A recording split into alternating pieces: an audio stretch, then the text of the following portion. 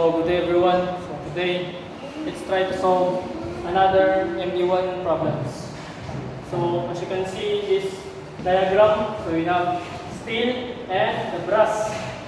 So given this problem, maximum shear stress is equals to 15 SI and C is equals to 1/2 times 1.5 or 0.5 inches. So shaft BC maximum shear stress is equals to 8 PSI.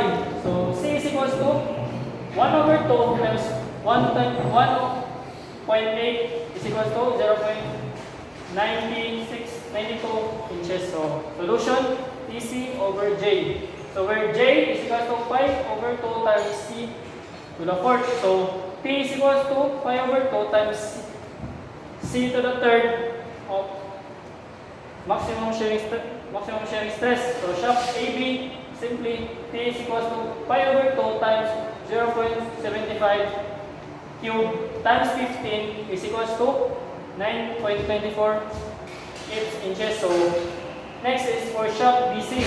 So T is equals to 5/2 times 0.98 cube times 8. We can get 9.16 inches. So the allowable for torque is the smaller value. So we have torque is equal to 9.16 inches. So next, this problem. So as you can see on the screen, you have the problem statement. This problem. So given shaft AB is equals to maximum shear stress of 15 psi, shaft BC maximum shear stress of 8 psi. So where torque here is 10 inches.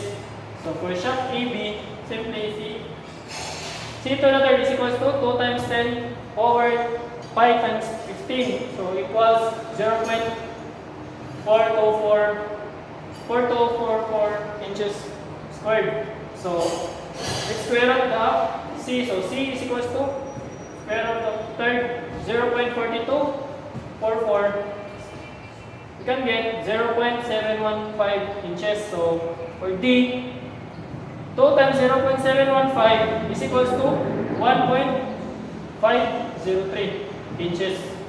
So for shaft BC, C to the third is simply 2 times 10 over 5 times 8 is equals to 0.79577 inches to the third. So C, another C, let's square root it. So we can get 0.9267 inches.